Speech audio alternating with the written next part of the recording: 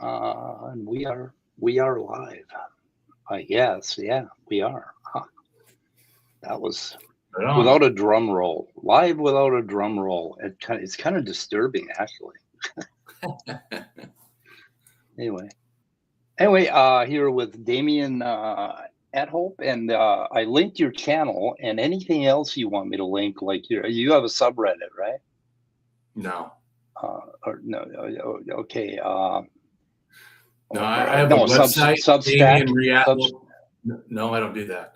DamienReathope.com. I have a website and I have a blog, and then I have YouTube, and I have an academia channel, or not channel, but academia page, independent academia, and then I have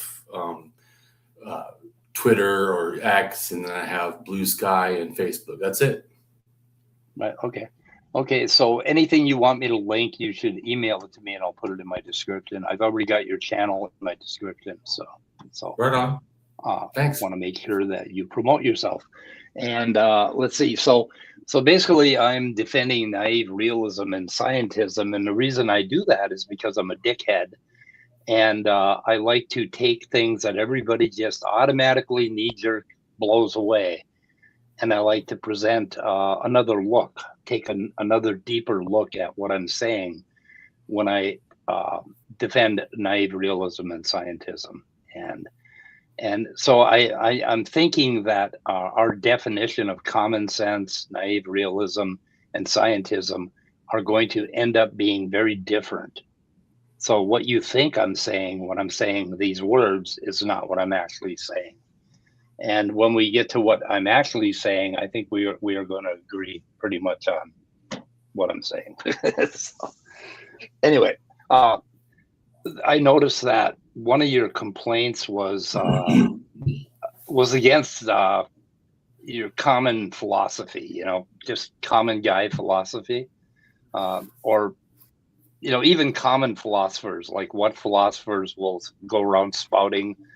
They go around spouting about the hard problem and a bunch of other things. And I'm like, I like to put my foot down on a lot of that stuff and just say, another thing I commonly hear said that. Well, before you move on, could you just give us an example? An example? Where you say you put your foot down. The hard problem hasn't been solved. Whatever. Hard problem of what? Hard problem of consciousness. Oh, consciousness. Yeah, they call that the hard problem, well, I just want to clarify. Well, because you could be talking about our ability to be moral. You could be talking about, there's other things, just like free will. You could be saying the hard problem of free will or not free will. I believe that it's actually neither of those. It's somewhere in between. Yeah, I could be talking about taking too many of those little blue pills. That's a hard problem too. All I mean is that speaking of definitions, I like to understand and talk about, so we can, because otherwise, if you just use generalized things, I won't even know if we are disagreeing or not. There's another real common thing that philosophers like to say, or people like saying all over the place, is that we don't understand anything about the brain, or we understand very little about the brain. And I'm like, no, we understand a ton about the brain. What we don't understand is what we think that understanding is supposed to do for us, for our intuition, that sort of thing. Anyway, but you had just real quick to not let you go into everything, but just real quick, I agree. I mean, my background is not philosophy. I have a psychology background. And I do know, I took classes. I know we know a lot about the brain. We know a lot about the brain. And so I'm not in the camp that, we don't. I think we do. I think that there's still a lot to learn, but I think that we know that the brain is an emergent, or what we feel like it's us, is an emergent process of the brain. And so, I mean, to me, consciousness, I think, is probably an emergent property of multiple areas of the brain, not one. It's just like our senses. We don't have just taste, just sight, just feeling, or even the fact that we can sense heat and weight and and air. There's more to our senses. So I feel like to me, kind of an odd thing that people see it as one problem, like the consciousness. Well, consciousness would be all of that. So because it's together. Multiple things, you're not going to find one area that does all of that. Like speech is one area, and then you have different areas of thinking and different kinds of thinking, because you have mathematical and logical thinking, and artistic creativity sometimes are different parts of the brain. So, I mean, I think that when you talk about consciousness, you're talking about this complete emergent property to me. Suitcase word. It have to be multiple areas in a sense. Yeah, it's a suitcase word, and I agree with you totally on that. Well, good. And Scott, you want to take your headphones off, but I've got this red kitty qualia cup that I use as an example. Oh, I told you, Scott. I told you he hates my red kitty qualia cup. Anyway, but yeah, moving on. You wanted to show a couple of pictures. Right. Well, first I wanted to just state that I don't support naive realism. I do support that up to ourselves, that we generally do in a sense of a naive realism of the world, our five senses or whatever, and thinking. Yeah. So we do have, but what my position really is scientific realism is more accurate to understand the world outside of just our senses. Because I agree with that. The easiest thing I would say is that our senses are accurate to a lot of things. I can see I'm talking to you. I don't need science to tell me that. Yeah. So, and I can hear you. There's things that are going on. I know I'm a person. Science doesn't have to tell me that. But when I start to perceive other things, I can make errors. It feels right now like I am not moving, but the whole earth is spinning. So I'm inaccurate with just naive realism. So naive realism, I feel, has something that we all use all the time, not a bad thing. But when we start to understand more complex problems, we can't limit ourselves to naive realism. That's where I feel that science has to be involved, because there's things that, just like if I looked at the ground, there's nothing there, but DNA scientists can actually get where there's no bones, no nothing. They can get stuff from the ground, DNA, and because they can do that, that's beyond, in a sense, what I can see and perceive. And so to me, I feel like it's not an all or nothing, just like I feel like when it comes to, our free will argument, I'm not on either camp in a sense, and I'm not a compatibilist exactly. I'm more of the opinion of like what I understand through psychology, that we get emotionally hijacked all the time. I mean, constantly. Our ego, whatever, that all kinds of errors. So when we feel that we're doing everything, that's not true. But it is true that different times we're more relaxed, thus less hijacked. And there's more times, in a sense, we're more hijacked and more, like people, have the group think, well, group think doesn't happen like the moment you just meet people. Usually we're more standoffish. It's usually after you kind of gel and you get into like this, group think of that everyone's, you're listening and doing, in a sense in counseling, they call it forming, storming, and norming, and then performing. Performing is what people are group thinking, where you like almost lose the rest of the world, and all you can feel and think is just that little thing you're inside of. And so to me, I already understand a lot of that stuff from, like I said, learning psychology. So I feel like it's a whole bunch, it's so much more involved. We like simple answers. And I feel like it's easy to fall back to naive realism, simple answers. But some of the answers are simple, can somewhat be understood, but there definitely is stuff beyond our simple answers that need complex understanding. Yeah. Okay. So anyways, I'll start with the thing. So I wanted to say that, what I support, is scientific realism. And I also support philosophy as a path to truth, because I'm a rationalist and I believe in the ability to reason. And I also, because of that, believe in importance of intellectual honesty, that I try to remove biases and stuff. I also understand that are going to happen. So I have to update my thinking and make improvements, which to me is going back to the other side of what I believe, which is intellectual humility. So I want to read what those are real quick. AI overview of intellectual honesty is a commitment to pursuing and representing the truth, regardless of personal conveniences, ego, or perceived beliefs. It involves internal ethical decisions of accuracy, honesty, and argumentation, and the willingness to raise views based on evidence, prioritizing what is actually true over what is comfortable and flattering or confirms existing beliefs. The being comfortable with saying also, I don't know, or admitting openly when you're wrong, which I do this all the time, even on my video channel.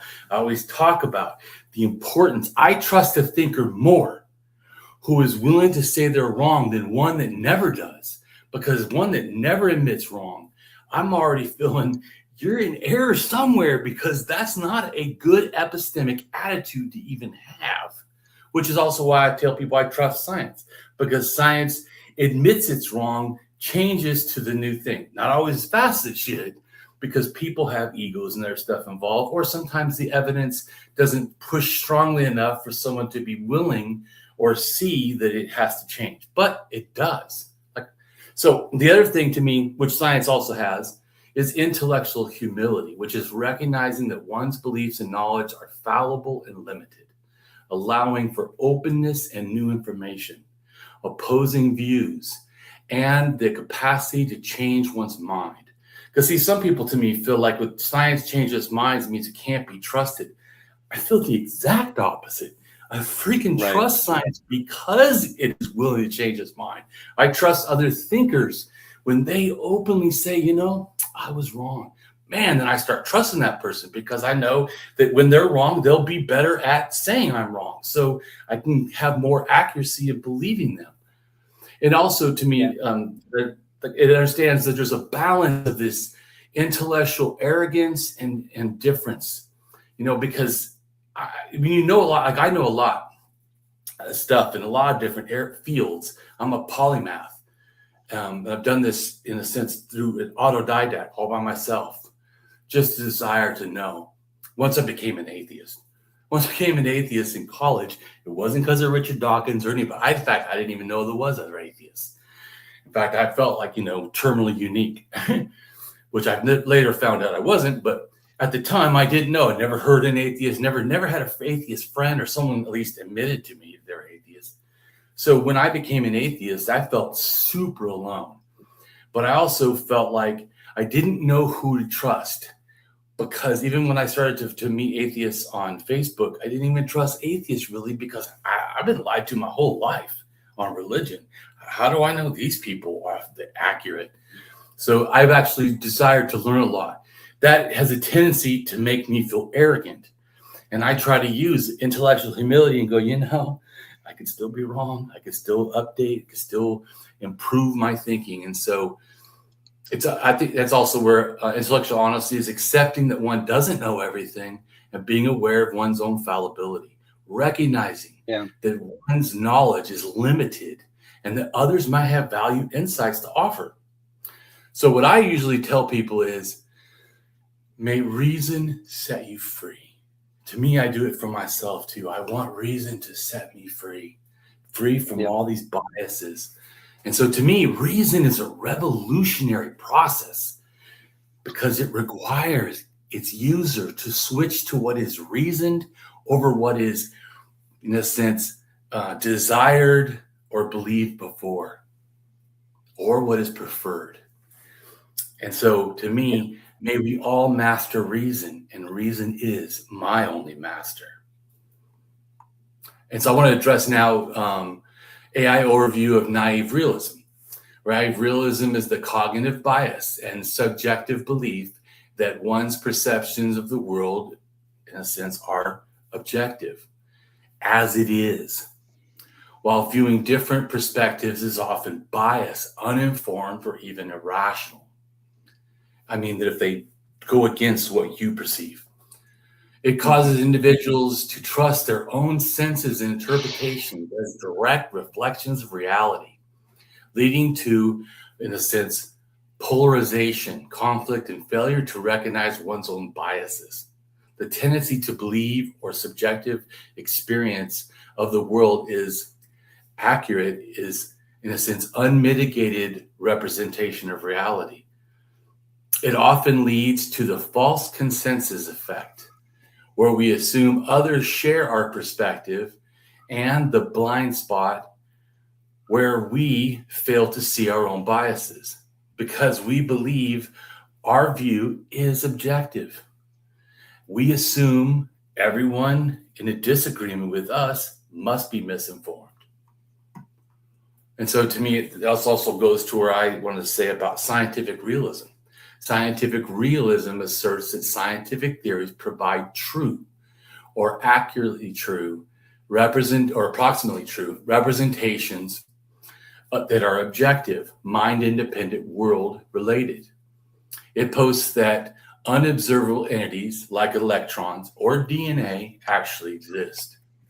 Rationalism complements this by emphasizing that our human reason, rather than just sensory expression alone, is the primary source of knowledge and logical justification. We often distinct origin rationalism of ancient epistemology, but realism and rationalism today are a 20th century philosophy and are used in the philosophy of science. They interact in the belief that science is rational, or can be and is attempting to be an orderly process. Realism, in the science sense, provides that we, the real world, are existing. And then rationalism provides the how we understand logic through reason. Rationalism often supports realism by arguing that our logical structures of scientific theories correspond to the logical structures of reality. Scientific realism is a philosophical position that scientific theories are accurately describing both observables and unobservables and aspects in an objective, independent world. Conversely, scientism is the ideology that belief that science is the only valid truth, often disseminating ethics, art, metaphysics. While realism supports scientific accuracy, scientism overreaches by elevating science to an all-encompassing dogma. In essence, a scientific realism. What would be an example of that? Scientific realism I've done overreaching several times where scientists say philosophy is a dead end. It does nothing, which to me is just outright ridiculous because there are so many scientific things that are literally built on the foundation of philosophy, and philosophy is used. Math is used. How would that be a scientific statement? What? How would that be? How would that? Yeah, how would that be a scientific statement? Science is well because some new atheists have said this, that science doesn't need philosophy. That is a scientism statement. That the only form of accuracy and truth is science. Where I don't hold that view. I think that they both are going. Philosophy is a way to truth. Logic is a way to truth. So scientism is. Well, that's you not may a statement not actually of science at all. So science would you're right. No, I'm talking about scientism, right? Because you said you were going to support scientism. So I'm addressing scientism, which is the position that. Well, so scientism, look at the word. The scientism holds science is the only method for obtaining knowledge and truth, and that it can answer all human questions. That is scientism. Okay. Where realism acknowledges that science. No, my definition of scientism is doesn't say anything about only. My definition of scientism says that science can illuminate everything in our field of what we need to know. Basically, that it can illuminate all of that, the whole thing. It doesn't say that it's the only thing that can lead to truth. But scientism, I know, because you don't need. But the term scientism means it's a dogma. It means that you believe that science is the only method to truth. Yeah, if you believe that philosophy or something else is a method of truth, then you're actually not a science. You're not doing scientism. Now I know a lot of people. No.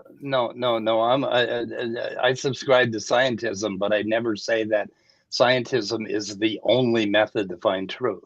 Okay, because I can find truth by just reaching. I'm saying that the word. I understand, but words. You didn't invent the word. Words are something you're using. That someone else has a definition for. But I'm defining. Go look up the definition. Go look up the definition. I'm saying. I mean, if you're gonna if you're gonna use a different definition, then you should say, a different word, because you've created something that it is not. It's like if I say, or like religious people try to say that faith equals reason. No, the fuck it doesn't. There's no. I've heard people attack science.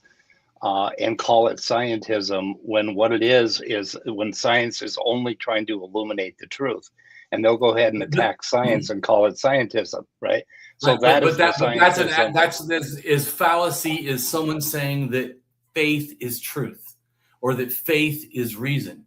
Faith is logic. It's none of those things. I'm just saying. Okay. Yes, definitely. I do agree with you. People say that. Usually, religious people that are informed. Okay, so let's call my scientism scientism. We can call it something. Well, I would call it. I would say it sounds more like. Yeah, but to me, it sounds more like scientific realism. You think that science illuminates things. I do, and you think there's other forms of truth, like philosophy or math or logic, and scientific realism totally agrees. The only one that doesn't agree is scientism. So, I mean, you can keep using that word. Scientism is the idea that methodologies of science are either the best way or the only way to discover truth. Right, the only way. So I would agree with that, except for what he added on. Scientism is the idea that methodologies of science are the best way to discover the truth. I'm not saying anything about only. I don't make certainty only absolute statements ever. Well, I know, but right. So then, like I said, then by definition, it's like saying that because I use reason, I use faith. Well, I don't. And they're two different words, and they have two different meanings. Now, most religious people like to say that my belief in reason is a faith in reason, which to me, reason, just like science, is demonstratable. If I show you demonstratable ways of methodologically using reason to get to answers, that's not the same as faith. It doesn't even do that. Faith, absolutely anything can be done with faith. I'm just making a comment. So I think we agree, but I think that you're just using that word wrong. And maybe someone has tagged you with that word because you support atheism, and they're just wrong. So even if you think it's not the only way, if you think it's the best way, it's still scientism. Yeah, I don't agree that. If you at that last part, the scientism is the belief that it is. If you don't think it is. Let me clarify. You don't believe Leo's second statement that it's the. So I don't believe it's still scientism. I think if you think there's other, it is one of the best ways. Absolutely. I don't think that. Okay, so we're in agreement on this. We're in agreement. But Leo has admitted the problem here that I've identified. And the problem is that some people will say that science is the best way to understand the truth, basically. And Leo is claiming that is scientism. He said it right out loud here, and he admitted it. I understand. Well, people can say a lot of different things. So this is the problem. And this is why I push back on people that just spout scientism is just all bullshit, right? Because of Leo's statement here, a lot of people think that saying that science is the best way to understand the truth is scientism. And that's what I'm pushing back. It's like when people faith think that when I use reason that I somehow have faith in reason.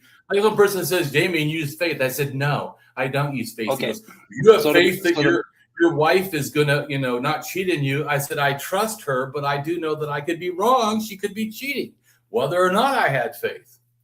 Wait a minute, Scott Duke, you just had a sandwich. You do not have. You do not need two sandwiches.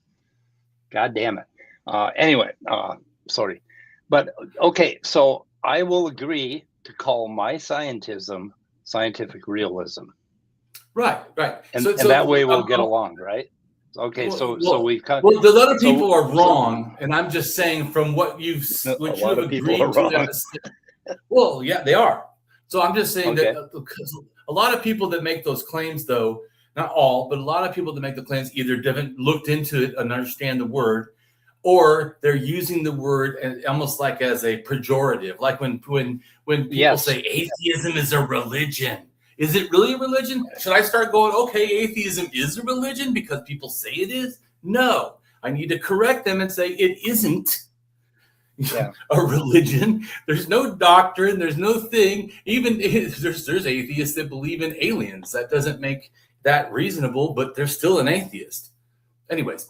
Oh, I mean, what I mean by aliens landing and picking up people or building, structures in the past. I've had arguments with people about that. So I'm just saying, atheism doesn't mean you automatically have reason. So because who knows why you got your atheism, but you're still correct about one thing doesn't actually mean you're correct about other things. Anyways, because we're not born knowing, so we're not automatically correct in everything. In fact, like I said, I believe in. We're fallible. I'm going to make mistakes, and I'm willing to admit it. So another thing I say is scientists extract ancient DNA from sediments of dirt and can reconstruct past ecosystems, sometimes dating back to 2 million years. Inability for us to perceive that. And the techniques involved, collective soil in a sense, specific cold, dark, clay-rich environments are better, which binds and protects the genetic material, because all dirt can't do this. Sometimes it, in a sense, gets bleached out or whatever.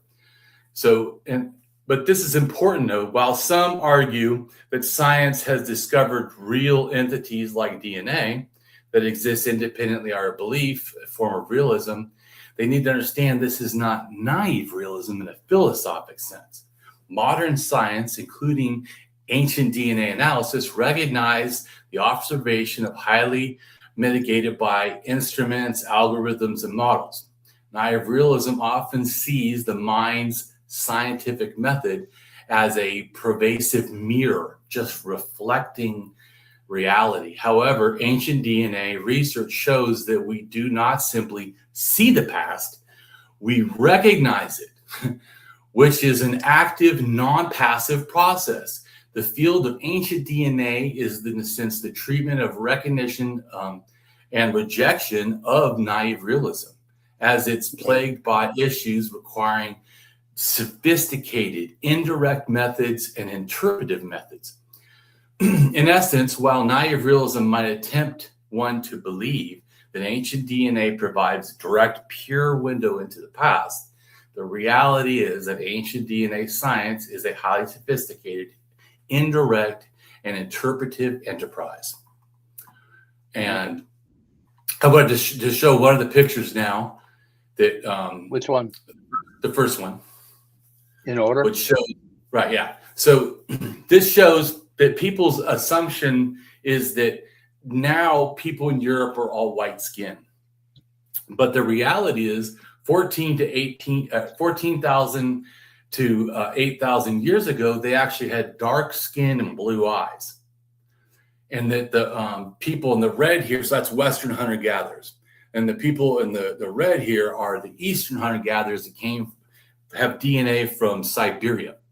And they're what people got. We got white skin in a sense. And so it's a process of takeover. And it's only because of DNA that we know this and that we can interpret. Right. So DNA, and so with our first interpretation, sometimes with our models, in a sense, of science get better with also improvement of the technology getting better. Technology back in 2004, 2006, not as good as, this current study is from 2023. So it's improved, and we're able to then make better modeling and understanding of the data. Plus, we got more data sets in a sense. the more you get, like these little plots, like you see that on each side, there's little circles that show the amounts of DNA. But if you notice, there's a lot more of that DNA to choose from in Western Europe than there is in the red circle. The red circle only has, 4 DNA that they tested. So they still could get a little better improvement, possibly when we find more bodies, in a sense. So even though, I'm just making a comment. So even though we know now, or we have a good idea now, they are somewhat projecting a lot of room with not a lot of data. So when more data comes, it doesn't mean that they're wrong. They're right to this. And then maybe more data comes in and we understand a little bit better, where it's less likely to change over in Western Europe where we have lots of data. You see what I'm saying? That doesn't make science later wrong or, right and proven, that we can't trust it. It just shows that from the data now, that's how the problem is. Like, people will read something online or will say something, or even a scientist sometimes simplifies it for people, that this stuff is interpretive in the fact of we're taking some samples and then making like a large idea out of it, because they're making the samples are inside of that larger realm. But I mean, look at the ones that are on the red. They've made a huge thing, but the samples are not totally filling that in. So I'm just making a point. So I help people understand. And then the next picture shows similar things of movements of DNA, where white skin, in a sense, comes from. Click the next picture. Okay, let's see. The next one is right there. Right. And so you see here that when it like in Western Europe, it shows that dark thing, that means dark skin. And then people coming in from the farmers from Turkey, that other circle, like is kind of a pinkish color, that means they had intermediate skin. And then the ones over here that are like light blue, I don't know why they did that. That's the whiter skin. And so it's showing that I put arrows to show what these things are moving to, and the red. I added the red. The other stuff was already there. Yeah. I just added the red to help. Do you have a source for this? The paper? Yeah, I do. Is it a recent paper? Sure. What's the date on the source? No, the date. Do you have the name of the paper and the first author? Wikipedia? If you look at skin color stuff, hair really? color. Yeah, there's I think it's white skin or light skin or something like that. Let me look. Wikipedia, because that's a wonderful diagram. I didn't know this that they had made this. Yeah, there it is. It's just do light skin and then go down, and it shows with the yellow with blonde hair, but that also is where light skin comes from also. Okay, cool. Do you see it where it says human pigmentation of Europe? Oh yeah, I got it. I see evolution. Right. And so I understand. I've read tons of stuff, so I understand even more than it's showing. And there's as you see, I have 2 maps. There's one also if you go to ancient North Eurasians. Okay. Wikipedia. And that'll be the top map. Yeah. Correct. Okay. So that one, yeah. Okay. So that's the bottom map, and then. Right. Okay. Cool. I can get it from there. I can take it from there. Yeah, and find the references. But I can get be fun to see blow up pictures of that. Well, they don't have it now cool. on. I'll have to look at somewhere else where it's at. Maybe. Oh, I know it might be in. Well, so ancient North Eurasians split into different things. The one that actually did light skin is not directly. It's their child, which is called Avangora 2. So you need to click on Avangora 2. They're the ones that actually did the light skin or had the light skin allele. It was a female with rDNA, R1b, but not. A lot of people say R1b. They think of R1b male, but this is R1 Avantova Gora. AFONTOBAGORA, and it's the two that did it. Okay, I think cool. They have a map for the blonde hair also. Yeah. Okay. I will pick up the papers. Yeah. Yeah. But anyway, so when you find the papers, you always find a really good, crisp, high resolution picture to go with it, right? And Wikipedia always references the papers. So anyway. Okay. Right. Yeah. Well, I'm just trying to show you the general thing about why, because this goes to what I'm trying to say about naive realism. Naive realism would say Europeans are white and they've probably always been white. That's no. That's But click the next picture. There again. Well, because the next picture, straw man version of naive realism.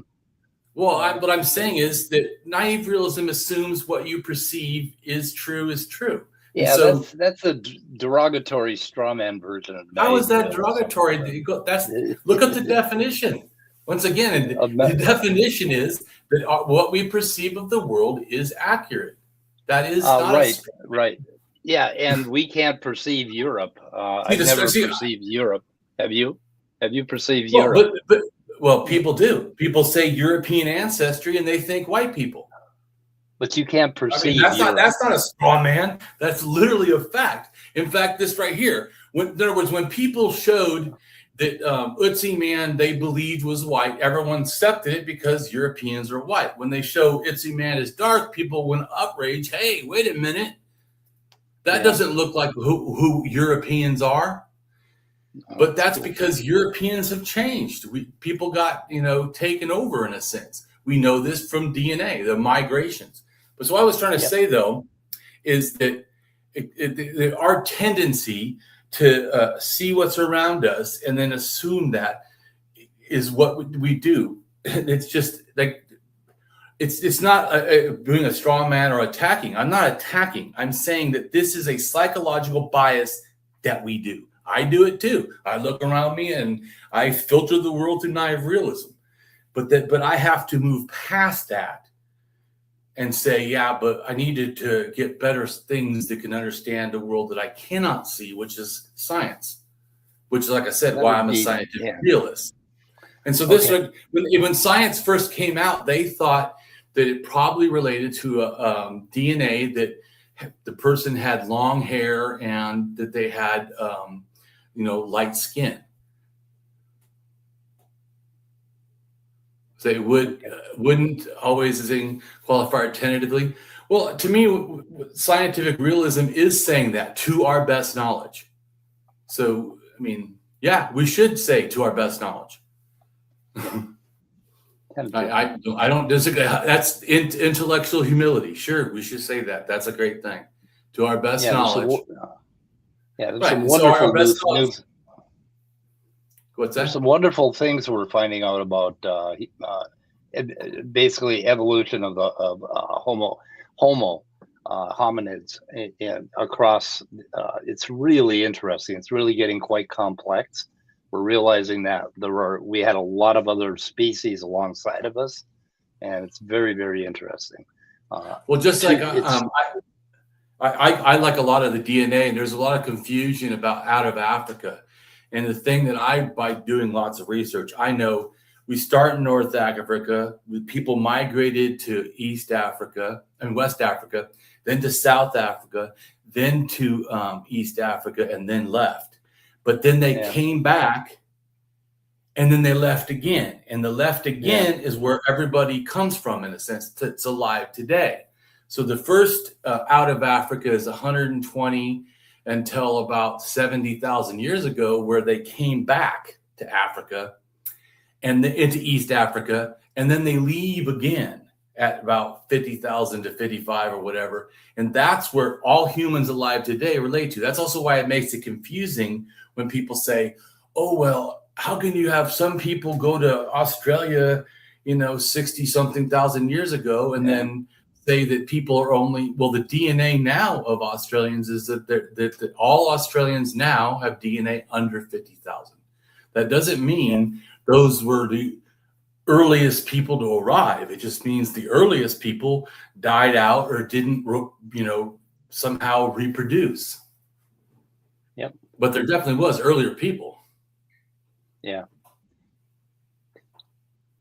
Really looking forward to finding more ancient DNA and doing more sequencing, because DNA really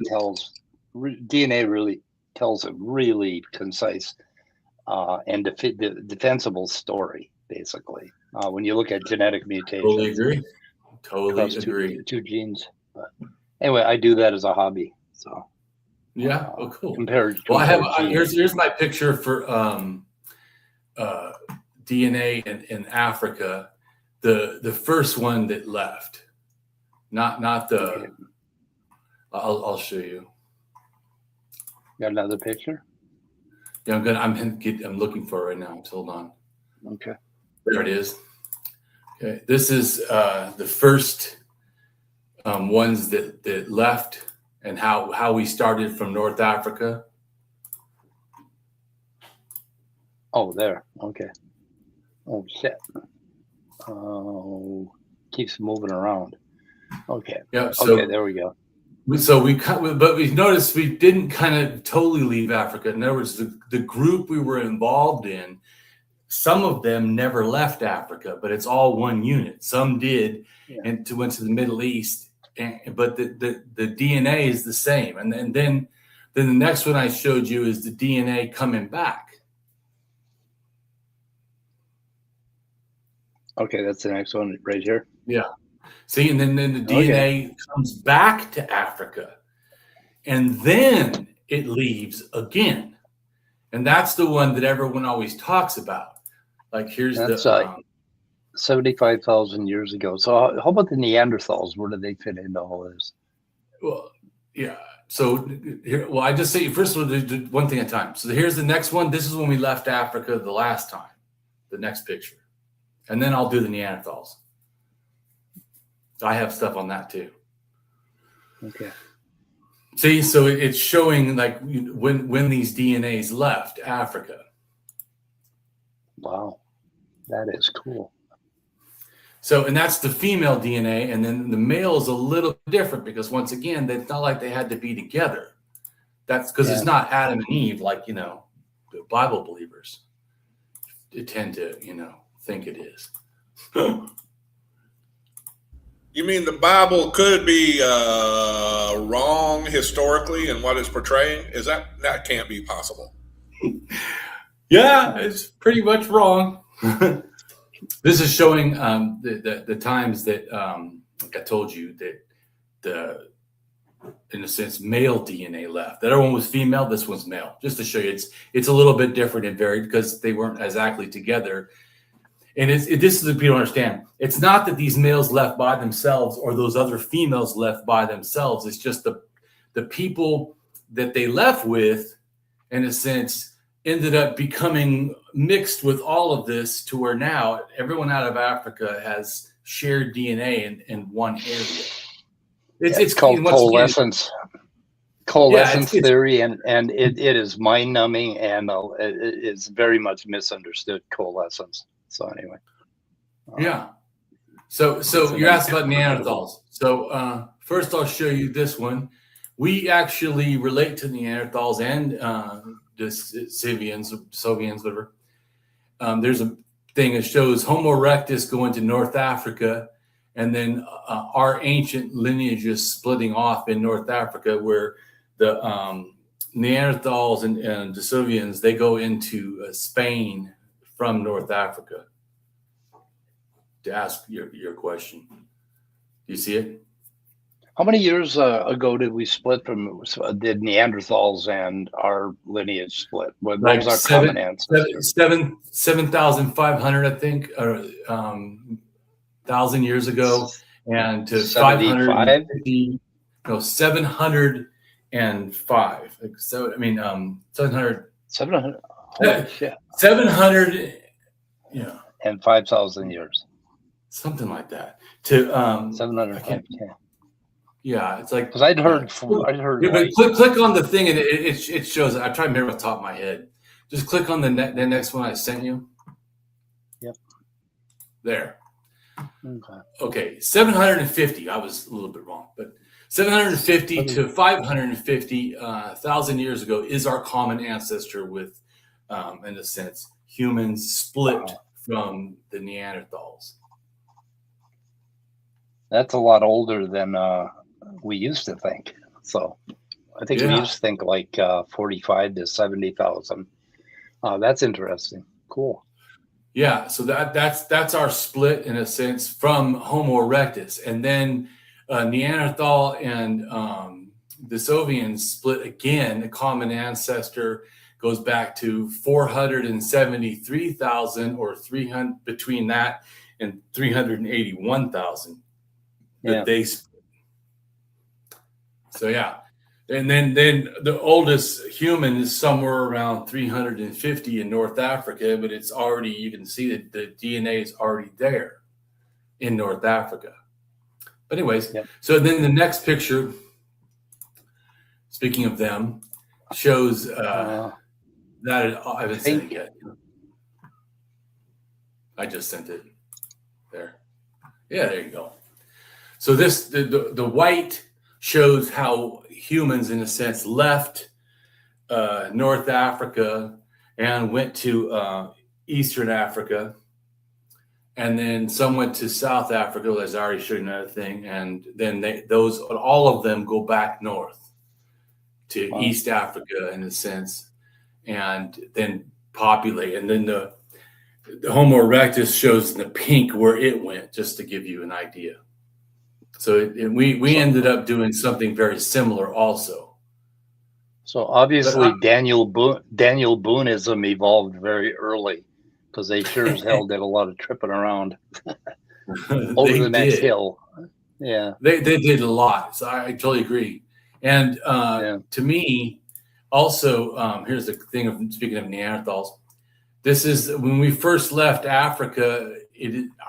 Before we left, we never did really burials with red ochre, but in Israel, when we meet the Neanderthals who are already doing small pit burials with red ochre, we then pick up that trait, religion idea or something, persuasion of some kind.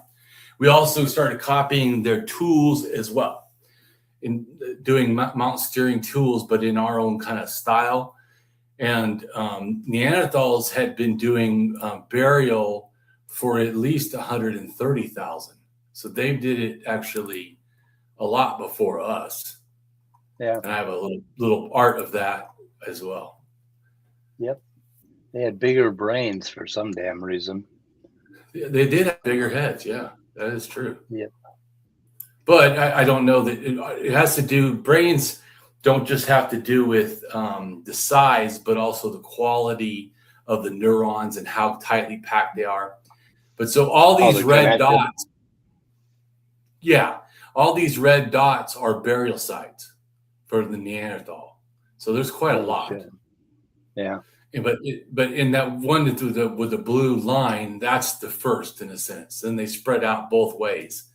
But so this shows my art of the early Neanderthal burial. Wait a minute. There's a site called Krapina in Croatia. Yeah, that's always what I thought of Croatia. That there would be a site called Krapina. There was right. That's where my ancestors come from. Oh, right on. Croatia. Yeah. So Krapina, to me, Croatia. that we're interpreting, that there's religious meaning. I think that there probably was. It doesn't 100% mean that there was. The thing is, okay, they dig up a skeleton of a child that's buried with his toy animals or toys, and they say, there's an obvious religious meaning. No.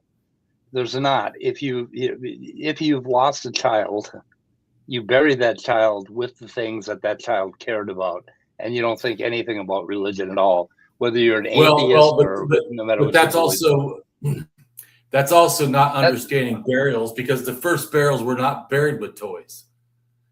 So that I'll show. I showed you real quick to do the brain, because you made a comment about the brain, and I show how the brain evolved, got in size. The humans I'm talking about, like from 300,000 down to us at 10,000. There's a difference. It gets a little bit different in size, 100,000 to 10,000, even a little bit tiny bit bigger. But that blue part in the back is growing. The amount of cerebellum. I don't remember exactly, but what it's called. That looks like the cerebellum, which is surprising. But also the front too. The blue in the front is showing that the front also and the back, but more the back, is growing in density. So we're getting more neurons. It's packing tighter in a sense. So I'm just giving you an idea about the brain. So the brain did evolve, as we know. I mean, but that bottom part with the diagonal lines is the cerebellum. The bottom right part is the cerebellum, and it shows that the cerebellum got a lot denser, and that's very interesting. Cerebellum is kind of like it's like a linear algebra computer that basically guides not only our movement but our thinking, but it has a lot to do with like they say a dog knows calculus because it can catch a ball. That's where it happens. It's in the cerebellum. There's a wonderful computer back there, and it's not organized. It's not disorganized. It's highly organized in a linear algebra type fashion. It's really cool. And I think we have discounted the cerebellum in our cognition, in thinking about how it basically shapes our cognition. And that's something that we need to know a little bit more about. There are things we don't know about yet. So. No, I agree. The next picture is a 78,000-year-old burial in Africa, and it shows the jewelry and tools that or items that the burial contains. Yeah. Yep. What I was complaining about is saying that if you bury things with a dead body that you think they're going to use them in the afterlife, that is a stretch that we don't know. We don't know what they were thinking.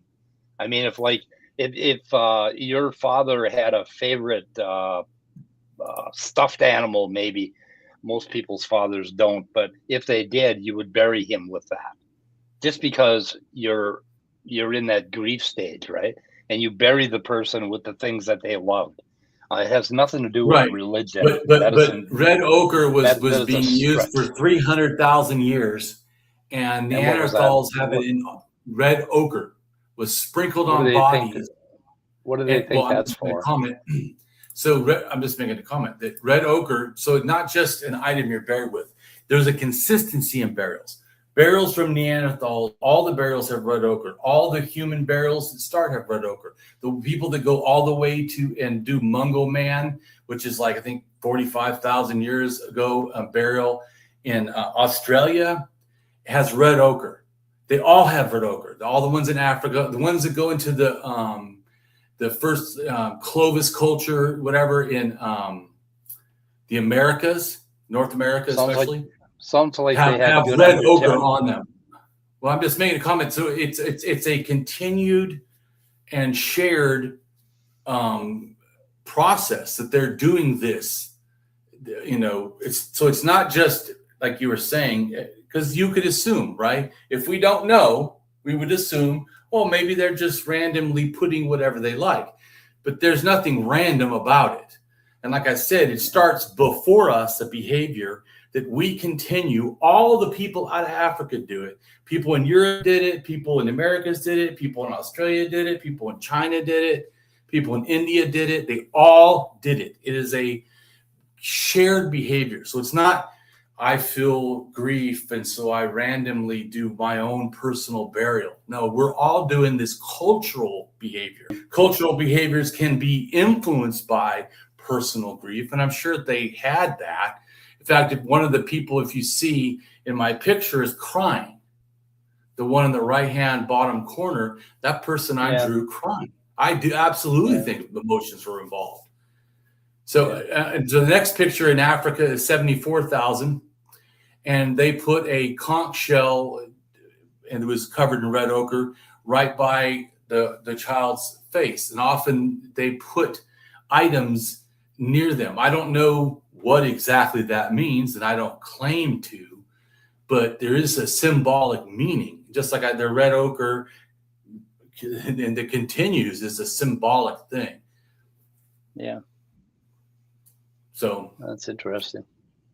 So I think that often it's easy to come up with ideas when you have, that are from our own reference, if we don't have, the evidence from science to back things up. But the more you have evidence, like I'll show you this other one too. This is a barrel from the Balkans. I think is like a chieftain or a proto-king. Those little things are gold. They put it all over. They put a gold penis sheath on his penis. Why? I don't know. But, we don't want to know. We don't want to know. I don't know. But and you touched his dick when he was dead. That's okay. Yeah. But my point is so I don't claim to understand like the whole scheme of what's going on.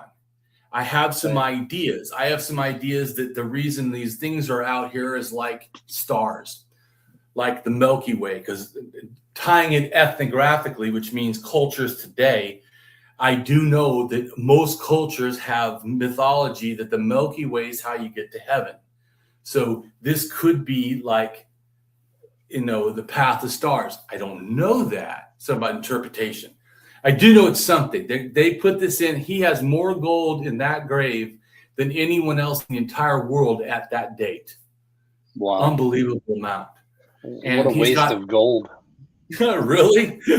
Well, another thing is crazy is the other graves around him, right? There's the brown looking things that have gold on them. Those were like clay heads. They buried a grave of him, but then they buried just clay heads with these other items, which one of them looks like a little chieftain thing, but it's not a real person. Now, is that an ancestor? I don't know. Is that a god? I want to make a prediction here that they're going to bury Trump like this with a lot of gold. I hope they bury him in a trash can. Yeah. That's my personal feelings. Well, all that bling in the White House, they can throw it right in his grave with him and get it the hell out of the White House. Yeah, there you go. I'll just shovel it all in with a bulldozer. Yeah, right. Shovel it in. And then these ears, right, on these dirt ones and on him seem to have a whole bunch of holes for several earrings. And this head was found not in the same vicinity. I think it's like 80 miles away in a lake. They threw that. They made that ceramic head. And then they threw it in the lake. Why exactly they did that, I don't know. My personal thinking is it's possible that's a deity head. Could be also an ancestor. But I do know, I have another picture. I do know that at some point, things like that become deities. And so I have a picture that I don't also know if these are deities either. So, but I assume that it could be. It could be the Sky Father, I think. But so next picture. Oh, wait a minute. Next one. Right. So I'm interpreting that. Once again, I try to be intellectually careful and say, I don't know for a fact, but all these things are all doing the same thing, and they're not all the same culture. They're in the Balkans, so they're somewhat related cultures, but they're not like the same one. They have a little bit different DNA and a little bit different stuff, and even notice too a little bit different time.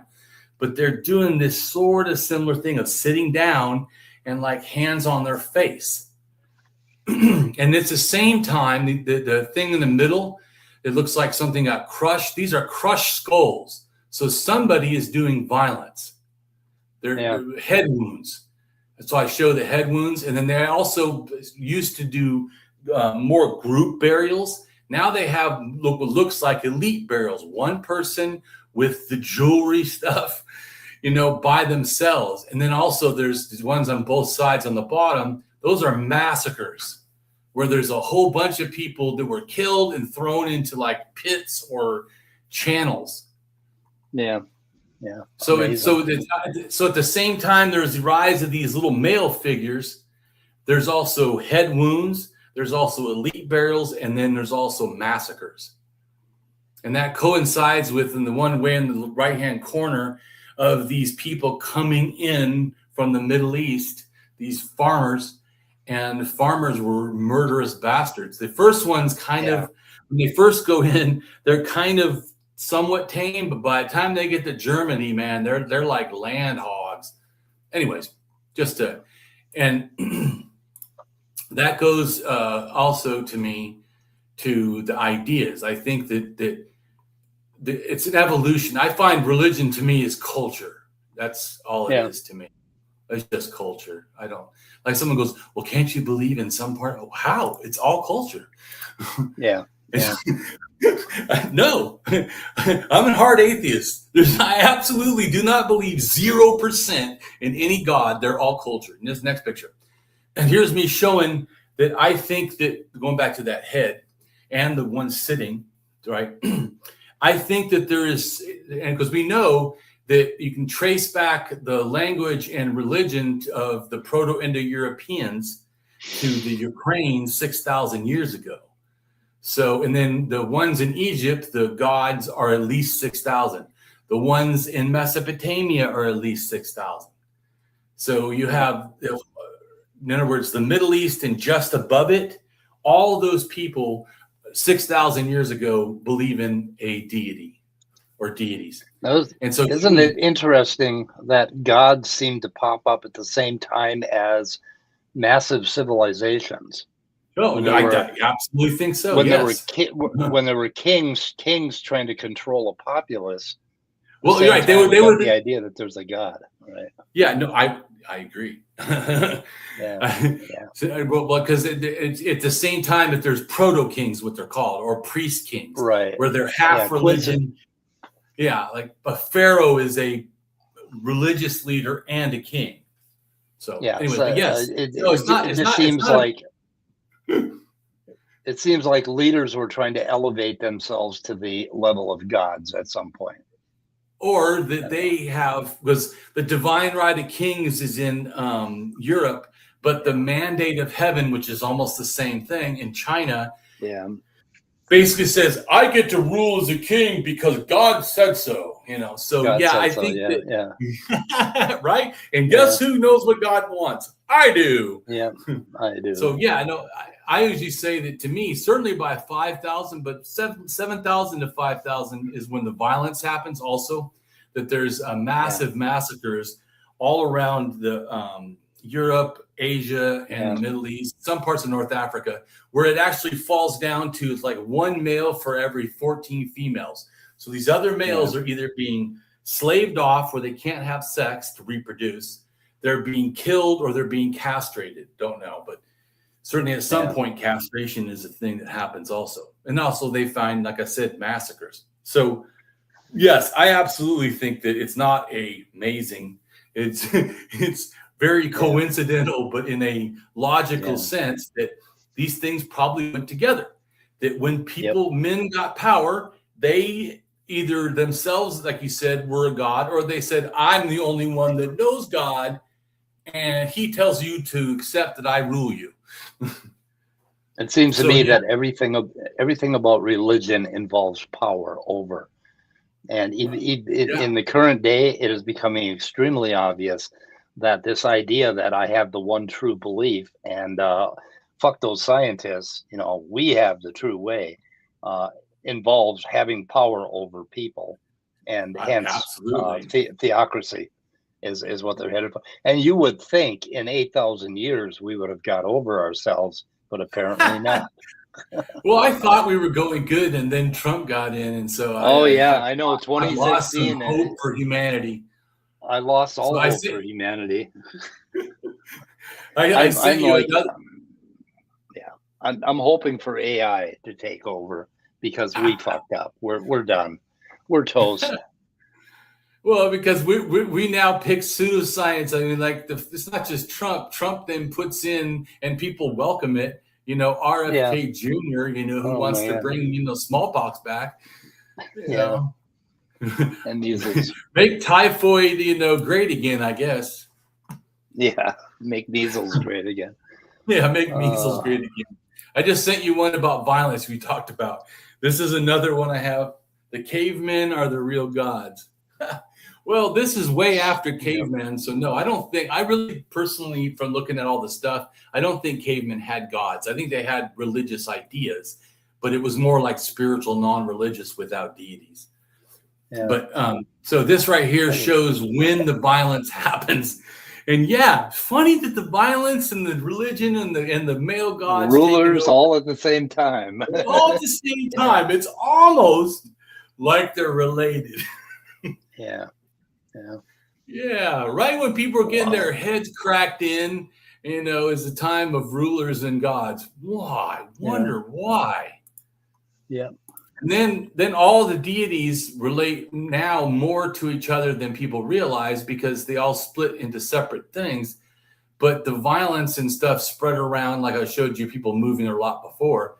It spread around. So a lot of the ideas that people think, oh, well, that person made their own god. Well, no, they made a version of the gods that came from the Middle East. The Middle East is the one that starts all this nonsense.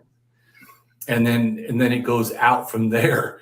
And to Ukraine, and Ukraine sends it to Siberia. Siberia sends it to China and to the Americas. And then China sends it down to Southern Asia. I mean, so it's not like one people did everything, but because these people moved and then took their beliefs, with them, that's where we end up with all this absolute nonsense. Yeah. But like you said, you would think, okay, so we were stupid before, right? It's. Think we would have got over it. Yeah, you would think at some point. I sent you one about the languages and gods. So the colors of that I've made the map, that's different languages, families. There's different languages, of course, inside the families, but the larger families. And then what I give is a little deities to show what those families believe. And most of them believe in a sky god and earth mother, or some believe in a sky father and a sky mother, and much less believe in an earth father and a sky mother, which is basically just Egypt. Wow. But so I've tracked and looked at all this stuff and tried to figure it out, because I wanted to understand. I wanted to understand what happened, and because other atheists say, well, it's all related. Well, yeah, that's a feeling statement that it's all related. But I wanted to know, can we prove that better than just what's my opinion? And so I have. Yeah. It is all semi-related. I think that's a better way, tentatively, is to say it, that there are certainly relations. They absolutely did not come up with all the same stuff over the entire world, just the same. Although, so I've heard someone say, yeah, but we all look at the sky, so we all could have, and we all live on Earth. Yeah, but the fact that they put these together, most of the world, and there's a lot. I can send you a thing of this stuff. Most of the world does believe their religions have this stuff. It's pretty, or the zoo guys and YouTube, that we know Lindsay of. Nicole, that we know of. I'm not sure where Scott. This is way back. So I'm just highlighting some. I'm just looking at some tabs. Yeah, basically, I was talking about adding tentatively in front of it, or as far as we know. Yeah. Well, that's kind of her catchphrase. Every time she says something about, some that we know of, she'll go, that we know of. Yeah, I love it. And like I said, and I like that. I'm not against that at all. I think that it's a healthy epistemic attitude, which is a knowledge in the sense acquiring or understanding attitude.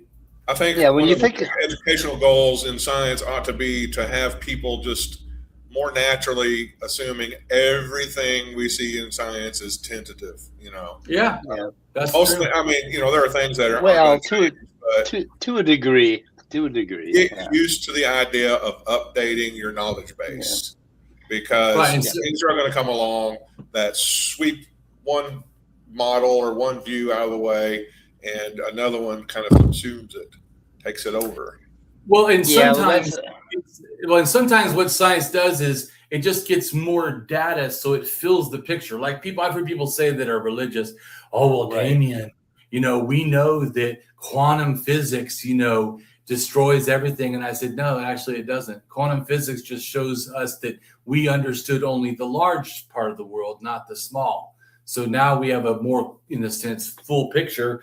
It's not like our measurements or our understanding of what a planet does is changed, but now our understanding at the molecular level, the quantum level has. Well, that's good. Science knows more. This is just my rough, in a sense, understanding of. I started researching the evolution of religion since 2006 when I became an atheist, because I wanted to know. So this is just like a rough thing to show people.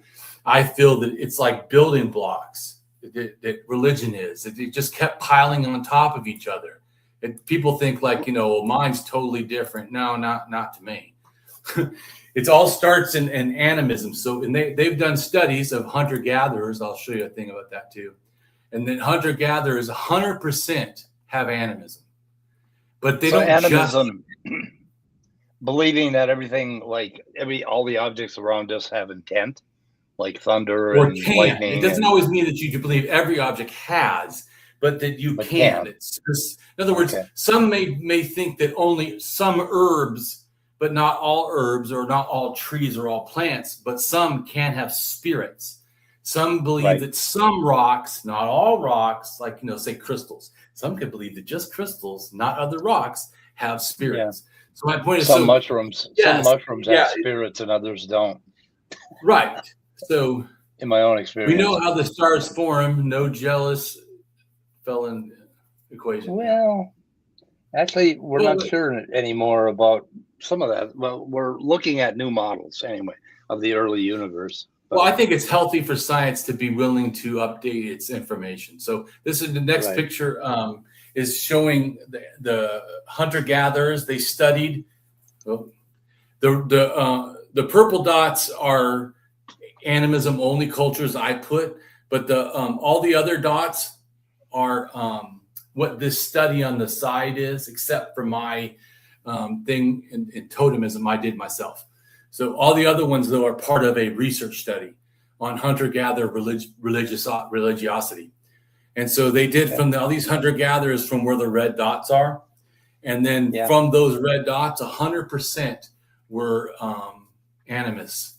And then belief in the afterlife was 79. Shamanism was 79. And then ancestor worship total was 45.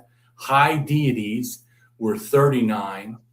And since active worship of ancestors was 24, and active, in a sense, worship or belief in the deities being active, involved in our lives was 15%.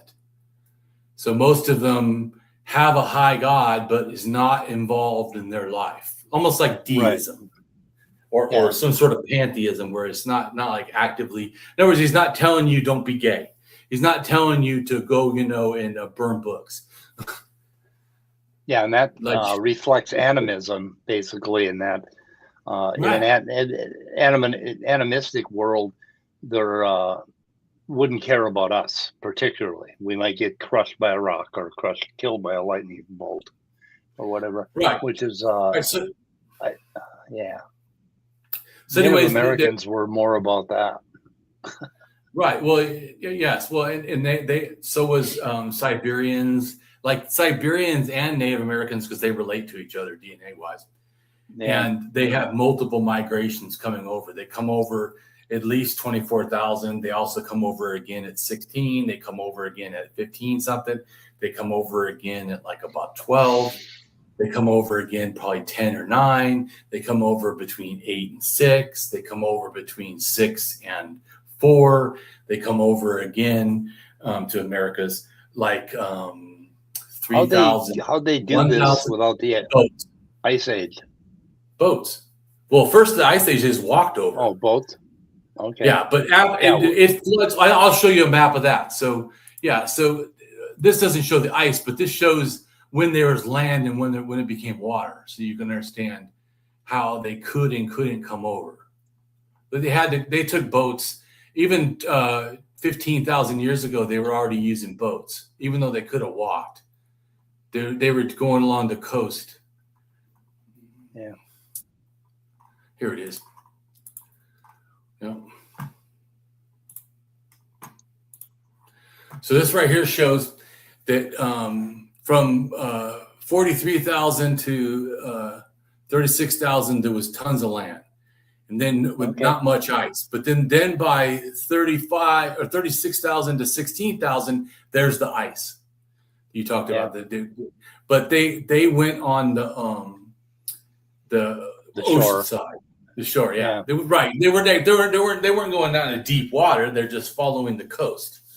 So and then by 14,000, then there was one on the coast and one down the in between ice. There's two ice sheets.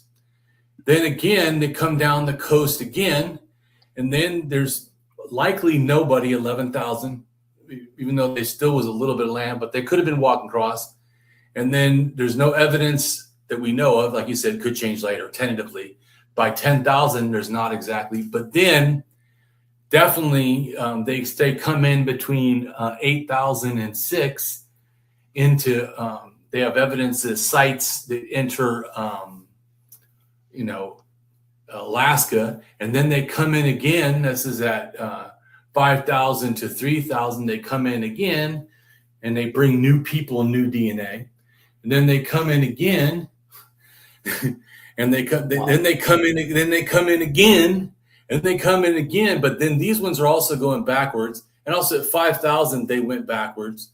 And then they come in again. The last time, the people that are now Inuit, they come in and go all the way to Greenland and all that. But so people don't understand, because some people, this has to do with religion too. Some people will say, oh, well, they were closed off after 14 or 12,000 years ago. That's inaccurate. We scientifically know that's wrong. Yeah. Some people may not know, I should say, but I know in the DNA, and if you look up the research, that people know it happened. So this really affects the belief, just like people, the dogs come in at different times into the Americas. So that affects, the culture, because the culture keeps changing as it gets younger. Anyways, so that affects how the people, the Americas, are going to behave. But it's hard because we really, I should also say, we need to do more testing, because then we could have a clearer picture. One of the problems is some Native American groups do not want to DNA. So that there'll be one of them. There'll be one of them that'll do it, though. Yes, the Nadane speakers, which is the 8,000 to 6,000, or maybe 8,000 to 4,000, the people that came in. Those people actively like and support the DNA research. But there are some groups that say, no, we've always been here, which is not true. I mean, but it is true. But it is good, because like the Blackfeet tribe found out they've been there 18,000 years. So at least some of their DNA has. So I think that's amazing. Yeah. I mean, I love it. I wish everyone would let testing, because that's awesome. We could find out more stuff. Yeah. But I also think ethically, that we need to respect. We're getting more. Well, I'm saying ethically, I think we have to respect that other people own themselves, and there's been a lot of force against the Native Americans, and if they want to not do that, for science it kind of sucks, but for ethics, we have to do what's ethical. So you should send that diagram to ICE so they can figure out how to deport Native Americans, because they're working on it. So they need to know where to put them. Yeah. Yep. Yeah. But see, we agree with a lot of stuff. I mean, I don't think that, we're probably. Yeah, I think we agree. We agree with realism and science. It's just that I would caution to go along with some of the contemporary narratives on all of that, because those contemporary narratives are being used against us, weaponized and used against us. the thing about scientism and naive realism, and everybody's like very quick to jump to this idea that the senses are inaccurate, right? And the senses are 99.9% accurate, or we would be dead. Okay, there's that small area where senses are inaccurate. Okay, and we know that, and the reason we know that is because we understand what reality is, and we understand what reality is because we are organisms living in a world. I base all of my philosophy on a very, very space-time quantum field assumption, and on top of that, I put biology. And all of my philosophy starts with biology. I define truth in a biological way. I define all of that stuff biologically. Truth and propositions and all of that, I can reduce to very early biological organisms and go from there and derive what it is for humans. And what I do is something. Do you mean truth claims, or you just mean that there's true things in science? No, I'm talking about the idea of truth itself. What is truth? And I see truth as, well, I see knowledge as an organism's fit to its environment. So knowledge is how an organism relates to its environment. That's the basis of knowledge. We are basically structured by our history as an organism in an environment, and that is knowledge. That becomes knowledge. So everything we know today. I think. Well, I was going to say is I think there's a thing called Bronfenbrenner's ecological systems, and I think that's maybe what you're kind of talking about. Which one? Bronfenbrenner's ecological systems theory or something like that. It has to do with where people have themselves and they're influenced by their family and they're influenced by the larger city or whatever they're in, then society, then, the state. It's all these things are impacting. And of course they go into us, and then we also give some of our ideas out. So every person is influenced by their own culture, by their own, country. All these different ideas are pressuring on us. Yeah, but at a more root natural level, okay. If you look at what a human organism is, without considering mind at all, and staying away from culture and what's in our mind, what we're looking at is how brains adapt to an environment and how brains come to learn what space and time is as they develop. So I look at it from developmental biology, how we develop, and I always want to root things back in biology and what we are as biological organisms, and always consider that. And what I do is I bracket all the mind bullshit, all of the tendency to talk about what is mind and what is consciousness. And I just say, screw all that. Let's just look at what the natural world is and what we are in the natural world, and then construct mind from that. And that you can do. It takes a little bit of energy, but.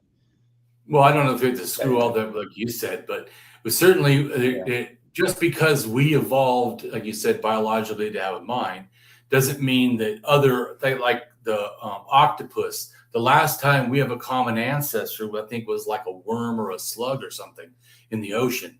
And yet we evolved. Fish. No, not even a fish. Fishy before things. That. Fishy things. Fishy things. Oh, well, before fish. Yeah. Before fish. No, I'm just saying it's long. I'm on the top of my head. I don't remember, but go look up the evolution of the octopus and where we split from them.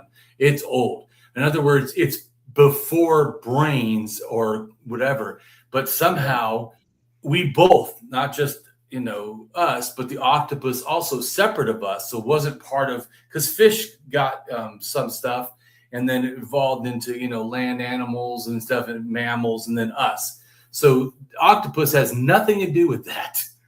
And yet they are very brilliant, right? So my point is I'm saying I agree with you biologically that there's more than one evidence of evolution of mind, not just us. Right. Octopus are not connected to mind the way we are, and yet they have a mind. So they independently evolved mind, showing, like you said, it's a biological thing. We're not some special creation of God or anything. Yeah. Yep. I agree with that. But I mean, what I'm talking about is developmentally in our lifetime, how we develop as an organism from a zygote into what we are now. Okay. There's a whole lot of epistemology that begins when you are a zygote. And it all develops. And we already know too that some of who we are is made influenced by the mother that we're in. And I don't mean just the DNA. There's stuff like that can happen, that chemicals that she eats or food can affect us. The fact of how she's treated or emotionally can affect the baby. There's just like the baby can give off chemicals and make the mother feel relaxed or feel better. There's a coexistence, I agree, before it becomes a full child that has been birthed. There's already in the womb stuff going on. So I have some sort of unstable internet connection. I don't know if that's coming across in the stream or not, but I hope not. Anyway, yeah. What's that? I said my side looks fine. So I mean, I feel like that, we've addressed these good things, and I think that you have something else that you want to talk about. If not, then I'm. Yeah, you're amazing. Your understanding of culture and early hominids is unbelievably good, and I want to hear more about it. And everybody should go check out your website and all the stuff you've done. It's pretty good. Thank you. A ton more than I ever knew about it now. And I have a curiosity. Yeah. Well, and also I think that I look at religion and myths and languages. I do it all. I look at DNA. I look at cultures. I look through languages, how they migrate and change, and myths, how they migrate and change. I look way past like the standard thing. When I make my assumptions, I try to make my speculations off of evidence, like I'm standing on, platforms of evidence to help me see better. Like I talk about before, some science that I stand on the foot of the shoulder of giants. Well, I do that with evidence.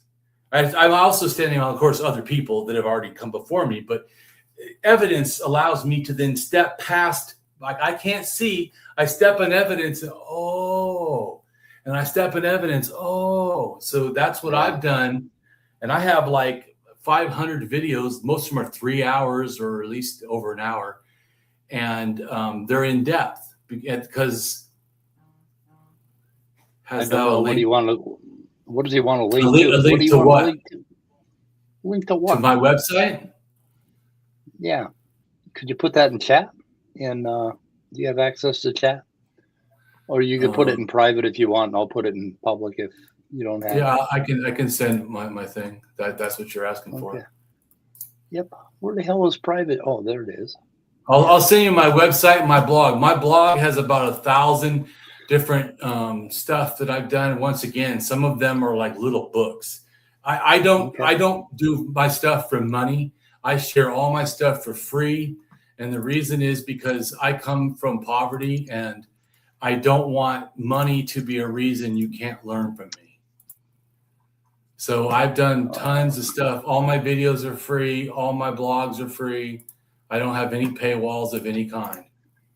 And Jason, the YouTube channel is in my description, which nobody ever looks at, even though I work on my description. Anyway, I will put your website in my description too, so that we have it all. And I sent the blog also. So and then on my website, there's like a search bar. You can also just, if you don't want to look through all the different blogs I have, you can just search like a topic. And, say, Neanderthals or something, and you'll see all the blogs that I have on Neanderthals, because I talk about Neanderthal religion and what we know and stuff. And so, but if not, you can scroll down. But I mean, I have lots and lots of blogs. And then I have lots of links in the blogs, and I make art for free also, just because like all these pictures I've sent you were my own art. And yeah, it's pretty good. I do it because I want to get out ideas. I love knowledge, which is philosophy, right? The love of wisdom. I love wisdom and knowledge. And I want to inspire the world to be better. Like I said, I've done a lot of this myself, and I want to inspire the world that you can do it too.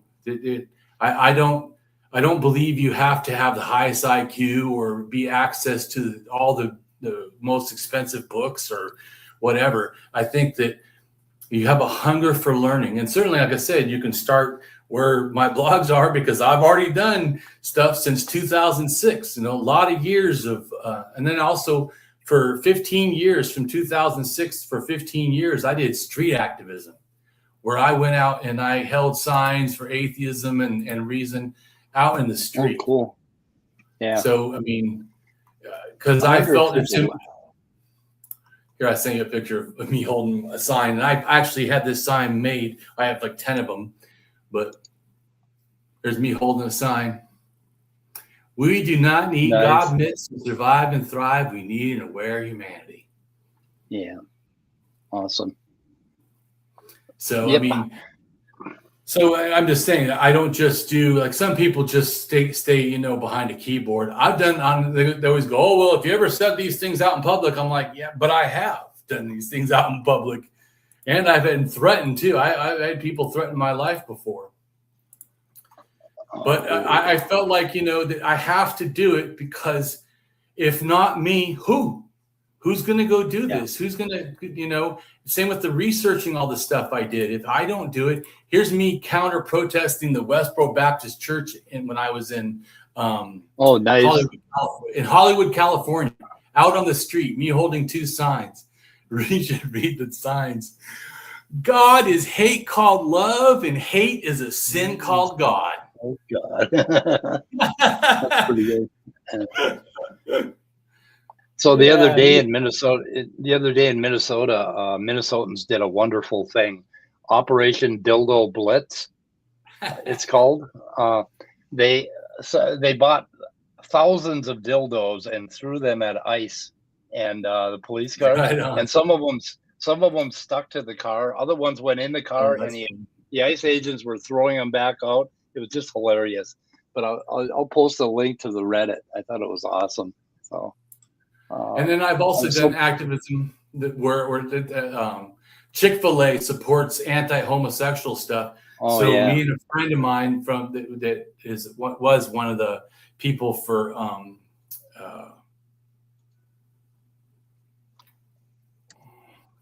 an atheist group. I can't remember now, but anyways, we're standing out holding a sign, showing people, that Chick-fil-A, is not a good company.